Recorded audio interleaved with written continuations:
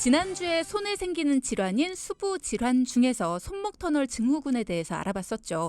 이어서 오늘 그때도 잠깐 예고편처럼 얘기를 나눠봤었는데요. 방아쇠 수지 증후군에 대해서 이야기 나눠보겠습니다. 손가락을 펼 때 방아쇠를 당기는 것처럼 저항감이 든다라고 해서 붙여진 이름이라고 하는데요. 이름은 좀 낯설 수 있지만 이 증상을 앓고 있는 분들은 굉장히 많다고 합니다. 손가락 통증으로 요즘 고통받고 있다 하시는 분들은 귀 기울여 주시기 바랍니다. 자, 한림대학교 강남성심병원 정형외과 전문의 이호원 조교수 함께하십니다. 안녕하세요. 예, 안녕하세요. 이호원입니다. 네, 반갑습니다. 네, 반갑습니다. 오늘도 함께하시는 이렇게 두 번이나 모시게 돼서 너무나 영광입니다. 제가 영광입니다. 네, 감사드리고요. 오늘이 수부질환 2탄인데 지난 방송에서 잠깐 언급을 해주셨어요. 방아쇠 수지 증후군, 이게 어떤 질환인지 자세히 설명 좀 해주세요. 네.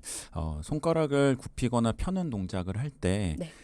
손가락 그 굽히는 부분에 활차라는 그런 조직이 있는데요. 그 조직에 이제 손가락을 굽히는 힘줄이 자꾸 네. 걸리는 물리적인 증상이 생기면서 그런 협착성 건활액막염이라는 게 생기는데요. 조금 어려운 단어죠. 네네. 근데 그런 것 때문에 통증이 생기고 손가락이 걸리는 증상들이 생깁니다. 그래서 그런 증상들 때문에 방아쇠 수지라고 부르고 있습니다.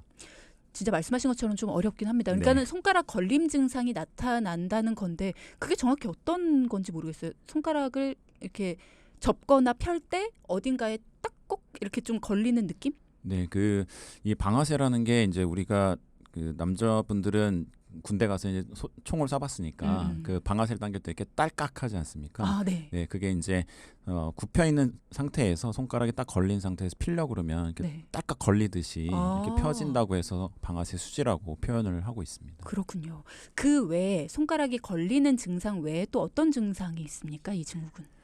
보통은 이제 손가락 걸리는 증상뿐만이 아니고 그 손바닥 쪽으로 해서 특징적인 통증이 좀 생기는데요. 보통은 이 손가락의 요 부분에 통증이 많이 생깁니다. 그래서 많이 아프시다고 하시고요. 네. 이 증상이 심하신 분들은 이제 손가락이 걸리는 증상이 오래되면 손가락이 완전히 펴지지 않고 조금 이렇게 굽혀져 있는 듯한 증상이 생기시기도 합니다. 5손가락이 다 그런가요? 보통? 보통은 엄지하고 그다음에 세 번째, 네 번째 손가락이 잘 생기는데요. 네, 손가락 자체는 다 생기는 것으로 되어 있지만 주로 그 세 손가락에 많이 생기는 것으로 되어 있습니다. 아, 그렇군요. 이게 아침에 주로 아프다고 하더라고요. 이게 특징적으로 이 증상이 있으신 분들은 네. 손이 안 움직이는 시기가 좀 길어지면 그 증상이 좀 심해지시는 경우가 있거든요. 그러면 이제 밤에 주무시면 사실은 손이 어느 정도 굽혀져 있는 상태로 오랜 시간 고정이 된 상태로 움직이지 않으니까요. 그게 아침에 그 손을 딱 피려고 할 때 통증이 딱 생기게 됩니다. 아, 그래서 아침에 더 많이 아프실 수 있군요. 그러면 겉으로 봤을 때 구분이 가능한 증상 같은 게 있을까요? 겉으로 봤을 때 구분이 가능한 건 이제 우리가 아까도 말씀드렸지만 정확하게 손가락에 튕기는 증상 같은 게 있으면 알 수는 있는데 겉으로 봤을 때 그런 게 없으면 잘 구분은 안 되는데요. 간혹 이제 손바닥 쪽에 어떤 게 생겨서 그게 걸리는 증상 때문에 있는 분들은 가끔 여기에 만져지는 게 있거나 부어 보이거나 그런 분들이 있습니다. 아, 그 손바닥 쪽에? 네, 맞습니다. 손가락에서 손바닥에 가까운. 그러면 손가락이 붓거나 뭐 이런 경우도 있습니까? 네, 그런 경우도 있고요. 네. 염증 같은 게 좀 심해지면 손바닥 부분이나 손가락이 좀 부어서 통증이 있으신 분들도 굉장히 많습니다. 그래서 그런 것들을 해결해 드리면 통증이 좀 완화되시기도 하시고요. 그렇군요. 네. 방아쇠 수지 증후군, 사실 저는 익숙한 질환은 아니었어요. 근데 뉴스를 찾아보니까요. 건강보험 심사평가원 자료에 따르면 방아쇠 수지로 병원을 찾는 환자가 10년 새에 10만 명가량이 증가했다라고 하더라고요. 실제로 환자 많이 늘었습니까? 네, 환자분들이 상당히 많고요.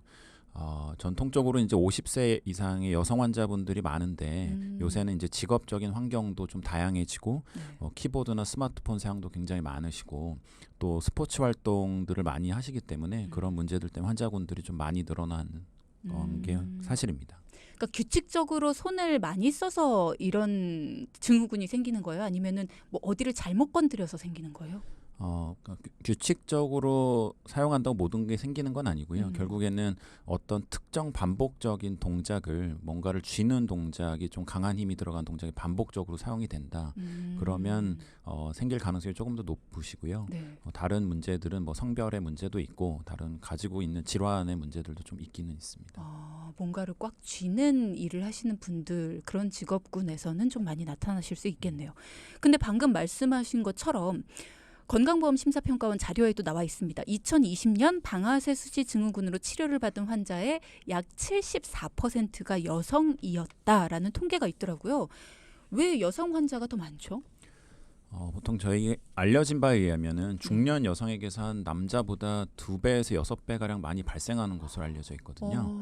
근데 이제 이유 자체가 확실하게 명확하진 않지만 몇 가지 의심할 만한 것들이 조금 있습니다. 보통이나 직업이나 취미 생활 등에 의해서 반복적으로 뭔가를 쥐는 행위가 악화시킬 수 있는 위험 인자인데 사실은 여성분들의 손이 남성분들보다는 상대적으로 작지 않습니까? 그렇죠. 그러다 보면은 그 손을 악력을 쥐어질 때 조금 더 부담이 많이 간다는 점을 이유로 드시는 분들도 있고요. 네. 그래서 테니스나 골프처럼 어떤 채를 잡고 하는 동작에서 더 많은 부담이 가는 게 있을 수가 있겠습니다. 그리고 다른 해외 연구에서 좀 발표된 바에 의하면요, 여성분들은 에스트로겐이라는 여성 호르몬의 변화가 있기 때문에 네. 그런 변화 때문에 이런 영향을 미친다고 하는데요. 조금 전문적인 얘기긴 하지만 그 폐경기나 폐경기 이후에 급격하게 에스트로겐 농도가 저하가 되면 그 힘줄을 싸고 있는 활액막이 잘 붓게 된다고 하고요. 그래서 증상을 악화시킨다고도 합니다. 그리고 류마티스 관절염이 여성분들이 남성에 비해서 한 3배 정도 잘 나타나는데 그런 류마티스 관절염 등이 있는 경우에도 이런 방아쇠 수지가 더 잘 나타난다고 합니다. 그렇군요. 그러니까 여성분들 그리고 또 중년 이상의 분들이 방아쇠 수지 증후군이 더 많다. 그러면 이게 나이를 먹을수록 더 조심해야 되는 질환이다. 이렇게 보면 되나요? 이제 그게 남성분들한테 꼭 해당되는 건 아니고요. 이제 여성분들은 이제 그런 폐경기나 그런 호르몬의 변화가 있을 때가 좀 많이 심하신 것 같고요. 또 그 이후에 또 지나가게 되면 네. 또 그렇게 또 그 나이에 따라서 꼭 증가하는 건 아닌 것 같습니다. 자, 지금까지 증상에 대한 부분이라든가 아니면 뭐 특별히 어떤 부분을 봤을 때 이게 방아쇠 수지 증후군이라는 거를 내가 느낄 수 있는지 이런 부분을 알려드렸습니다. 자, 앞서 여성의 경우에 그것도 중년 여성의 경우에 이 방아쇠 수지 증후군을 앓을 확률이 조금 더 높다라는 말씀을 해주셨는데 아이들에게서도 비슷한 증상이 발견되는 경우가 있다고요. 네. 보통 이제 영유아들에게 나타나는 경우가 있는데 보통 이제 영유아들은 방아쇠 수지보다는 그 소아성 보통 이제 선천성이라 부르기도 하는데요. 소아성 방아쇠 무지라고 해서 엄지 손가락에 나타나는 증상이 한 10배 정도가 좀 더 흔합니다. 사실 이게 신생아 시기에는 거의 발견은 잘 안 되고요. 네. 보통 이제 생후 6개월에서 30개월 사이에 잘 발견이 되는데 따라서 그런 걸 선천성이라기보다는 발달성에 가깝게 보고 있습니다. 따라서 그런 게 나타난다고 우리 부모님들께서 우리 아이가 유전적으로 어떤 문제가 있어서 그런 거 아닌가 하고 자책할 필요는 전혀 없으시고요. 네. 보통 한 살 이전에는 이상이 발견돼도 그냥 지켜보고요. 대부분은 그런 움직임에 문제가 없을 때는 3살 정도까지 지켜봐도 큰 문제가 되진 않습니다. 특별히 치료하지 않아도 5년 이내에 75% 이상에서 자연 치유된다는 보고도 있습니다. 다행이네요. 근데 1살 이전이면 내가 나 손가락이 아파요라고 표현할 수도 없고 손가락에서 뚝뚝 소리가 나요라고 말을 할 수도 없잖아요. 이상이 발견되는 걸 어떤 증상을 통해서 알 수 있을까요?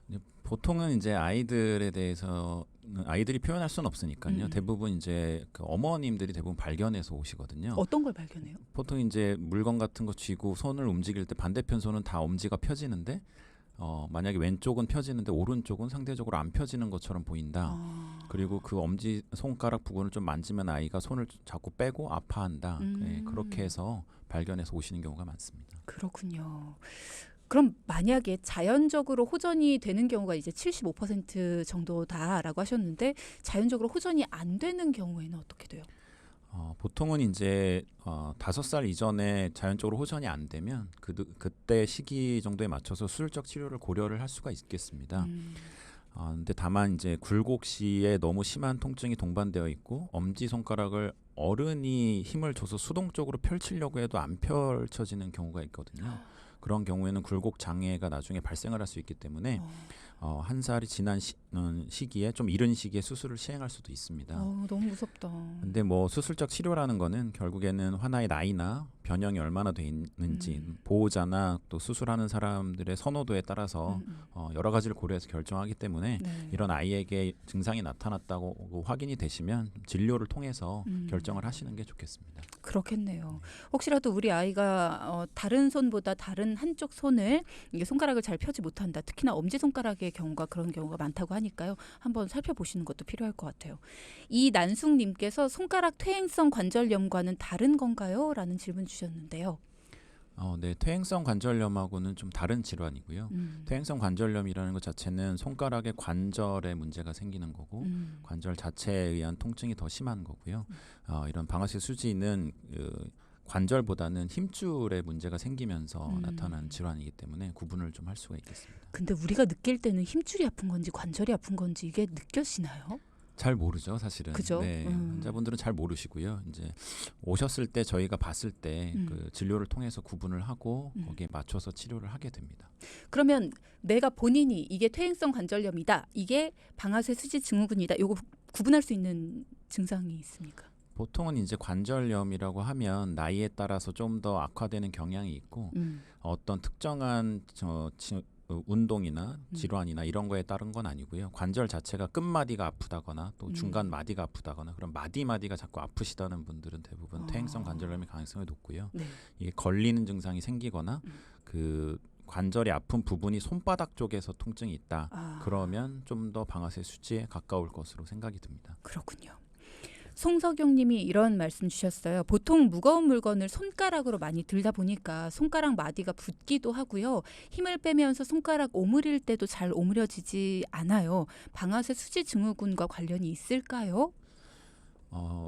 방아쇠 수지가 좀 악화되는 그런 요인 중에 하나가 반복적으로 손에 또 손가락에 힘이 가해지고 뭔가를 꽉 쥐는 동작이 악화 요인이라고 되어 있거든요. 그러니까 이런 경우에는 가능성이 좀 있기 때문에 한번 진료를 받아 보시는 게 확인하는 데 도움이 되실 것 같습니다. 그렇죠. 무거운 물건을 왜 자꾸 손가락으로 드세요? 큰일 납니다. 이런 기사가 있더라고요. 30대 직장인 A씨는 테니스를 취미로 즐기고 있다. 근데 언제부턴가 손가락을 쥐었다 펼 때 뚝뚝거리며 안에 무언가 걸리는 느낌이 났다. 급기야 손가락 마디가 펴지지 않아 병원에 갔더니 방아쇠 수지 진단을 받았다. 운동하다 생기는 경우가 굉장히 많다고 하더라고요. 특히 젊은 층에서.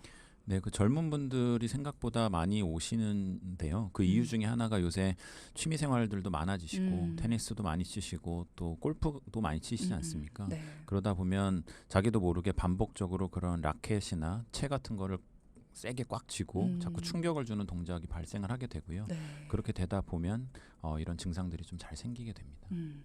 결국은 반복적으로 이렇게 꽉 쥐는 그 동작이 원인이 된다라는 건데 라켓을 쥐고 공을 치는 동작이 그러면 골프, 테니스 말고 배드민턴이나 탁구는 어때요? 저는 이제 모든 종류의 라켓을 들고 하시는 분들 환자분을 보기는 봤는데요. 네. 근데 이제 최근에는 골프 때문에 오시는 분들이 좀 상당히 많고요. 네, 테니스나 라켓으로 쥐고 하시는 분들은 다 가능성이 있을 것 같습니다. 그렇군요. 왜냐면 저희 오빠가 저희 친오빠가 이 방아쇠 수지 증후군 증상과 비슷한 증상을 얼마 전에 호소를 했거든요. 근데 배드민턴을 요즘 그렇게 쳐서 이게 혹시 연관이 있을까라는 생각이 문득 드네요. 그런 증상이 있으시다면 충분히 배드민턴이 원인이 될 수 있으실 것 같고요. 좀 확인을 좀 해보시는 게 좋지 않을까라고 생각이 듭니다. 그러면 어떻게 해야 돼요? 운동을 하다가 이런 증상이 나타났다. 그럼 그 운동을 아예 끊어야 되나요? 증상의 어느 정도 심한 정도에 따라 조금 다르긴 한데요. 네. 처음에 뭐 증상이 나타나서 뭐 일시적으로 통증이 잠깐 생기고 그런다면은 조금 통증에 대한 조절만 하고 약 먹어보고 그렇게 할 수는 있는데 만약에 이게 계속 반복적으로 통증이 심하고 걸리는 증상이 심해지고 그러면은 좀 당분간 좀 운동을 좀 쉬시는 것도 도움이 될 거라고 생각을 합니다. 증상이 호전될 때까지는 운동을 하면 안 된다라는 말씀 듣고 있는가? 자, 그렇다면 방아쇠 수지 증후군은 대체 왜 생기는 겁니까? 결국에는 뭐 앞서도 계속 말씀해 네, 주셨지만. 그렇죠. 결국에는 그 수지의 반복적이고 지속적인 잡기 동작 때문이고요. 개인이 가지고 있는 질환 아까 말씀 다 드리진 않았지만 뭐 당뇨나 신장 질환, 통풍, 그런 류마티스 관절염 때문에도 생기기도 하고요. 성별 여성들에서 좀 더 생기기 때문에요. 그런 문제들에 의해서 염증이 생기고 통증이 생기는 문제입니다. 인터넷에 찾아보니까요. 손가락을 손등 쪽으로 이렇게 당겼을 때 이 통증이 있으면 방아쇠 수지 증후군이다. 라는 얘기가 있던데 이게 자가진단법이 맞습니까?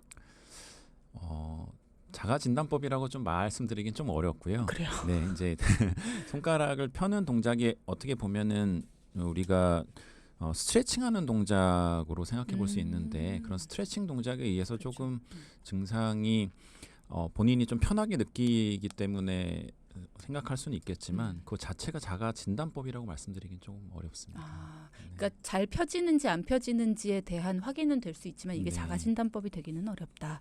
그러면 특별한 자가 진단법이 있을까요?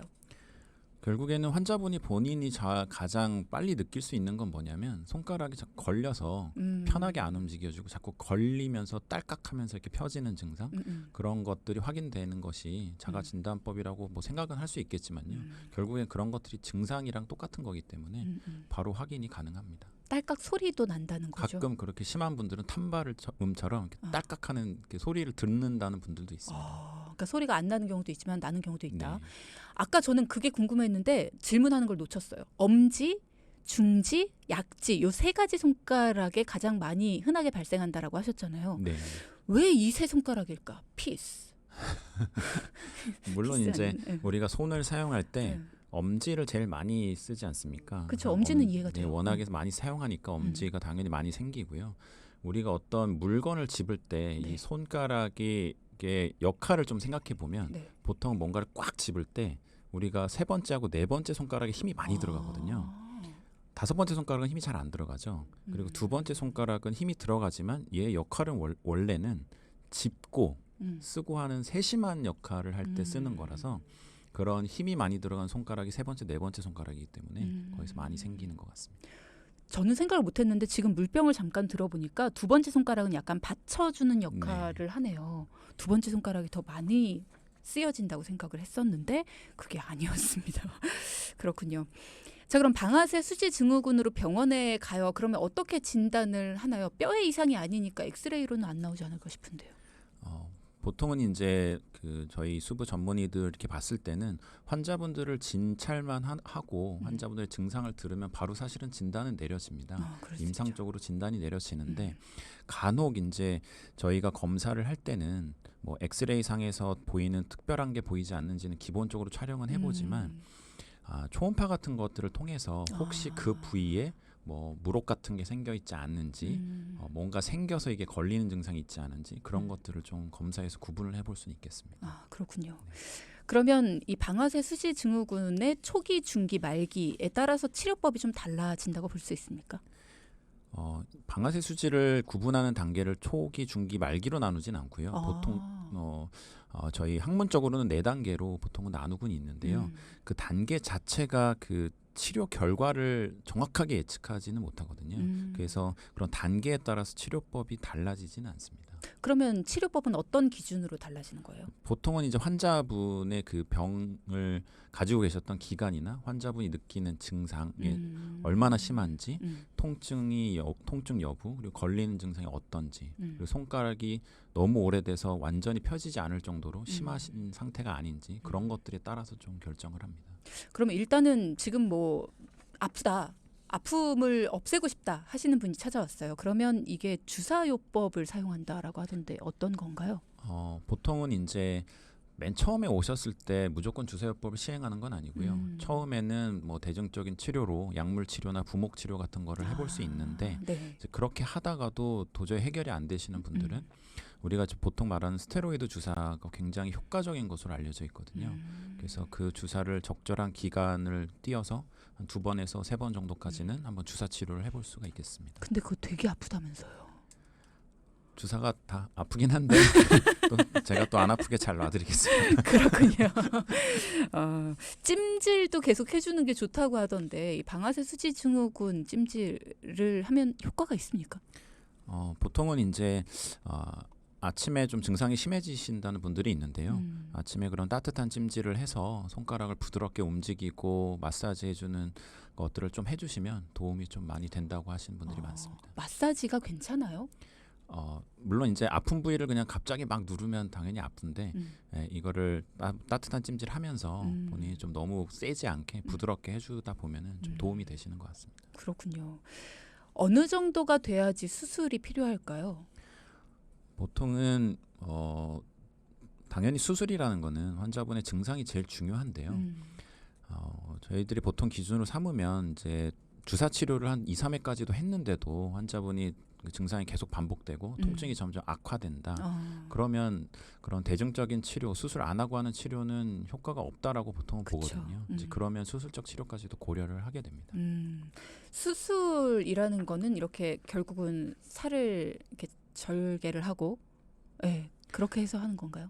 보통은 이제 수술이라는 개념이 뭐 병원에 꼭 입원을 해서 절개하고 그런 수술로 생각하시는데 네. 요새 이런 방아쇠 수지는 외래에서도 피부 절개 없이 오. 그런 활차 유리술이라고 해서 하는 방법들이 있거든요. 음. 그래서 외래에서 오셔가지고 충분히 치료를 할 수가 있고요. 그런 절개하는 방법과 거의 비슷한 효과를 내는데 그래도 간혹 너무 증상이 심하신 분들이나 염증이 심하신 분들은 이런 방법으로도 해결이 안 되는 경우가 있고 그런 경우에는 절개를 해서 하는 활차 유리술을 시행을 합니다. 피부를 절개하는 그런 수술이 보통 이렇게 이루어지는 증세가 심각하다 하시는 분들이 보통 하시는 수술인 것 같은데 생각보다는 그래도 간단한 수술이더라고요. 너무 심각하진 않더라고요. 한 네. 1, 2cm 정도? 네, 맞습니다. 네. 아주 적게 째고요. 그 범위 안에서 다 해결이 가능하기 때문에 너무 뭐 두려움을 갖거나 걱정하실 필요는 없습니다.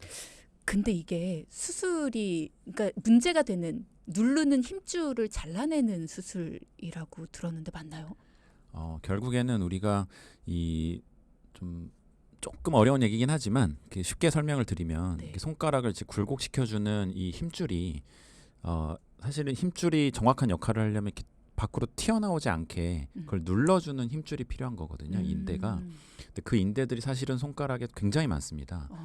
굉장히 많은데 이 문제를 일으키는 것을 열어준다고 해서 그런 문제가 생기진 않고 다른 인대들이 다 다른 역할을 하고 있기 때문에 문제가 되는 인대는 열어줘도 큰 문제가 생기진 않습니다.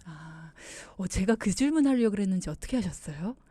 그 인대를 잘라주면 걔도 가진 역할이 있을 텐데 걔를 그렇게 잘라도 되는 건가요? 라는 질문을 드리려고 했는데 그래도 괜찮다라는 질문을 드리기도 전에 해주셨습니다. 그렇군요. 그럼 수술을 하게 되면 완치는 언제쯤 되나요? 보통은 이제 수술을 하게 되면 수술할 때 환자분께 이거를 열고 나서 바로 손가락 움직여 보세요라고 말씀을 드려서요. 손가락을 바로 움직여 보시면 걸리는 증상이 사라지거든요. 이야, 신기하네요. 네, 그러면 환자분이 이게 걸리는 증상이 사라졌다고 말씀을 하십니다. 바로 그 자리에서. 그러면 바로 그때부터 손가락 움직이는 거 쓰셔도 되고요.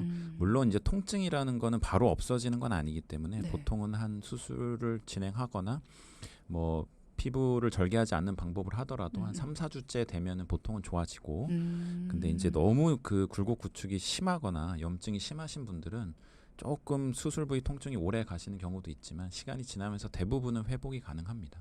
다행이네요. 그럼 만약에 나 방아쇠 수지 증후군을 앓고 있는 것 같지만 이게 아프다 안 아프다 하니까 그냥 방치해뒀다. 치료 안 받았다. 이게 어떻게 됩니까 나중에?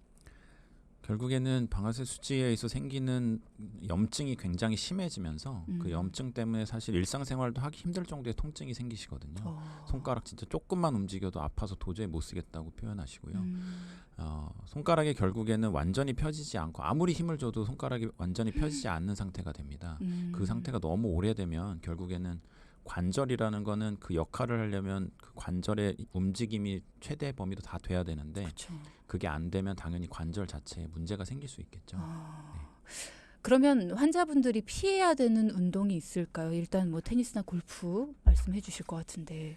뭐 꼭 피해야 되는 건 아니지만 그 운동을 했을 때 이 증상이 계속 점점 심해진다고 한다면 뭐 테니스나 특히 뭐 골프나 이런 것들 네. 라켓을 너무 세게 잡고 하는 운동들을 하실 때는 좀 뭐 연습을 통해서 좀 잡는 힘을 조금 줄이면서 잘 하신다던가 좀 그 시기를 좀 쉬시는 시기를 좀 가지고 휴식을 네. 하시면서 회복이 되고 하시는 게 좋지 않을까 그렇게 생각을 합니다. 생각해 보니까 야구 배트 잡으시는 분들도 세게 잡으실 거 아니에요. 이런 네. 분들도 방아쇠 수지 겪으시겠어요. 있을 수 있죠. 네. 충분히 아주 세게 잡고 하시다 보면 물론 한두 번 하는 거 가지고 생기진 않겠지만 그런 운동 좋아하시는 분들은 되게 동호회 활동하시면서 그쵸, 맞아요. 반복적으로 운동하시잖아요.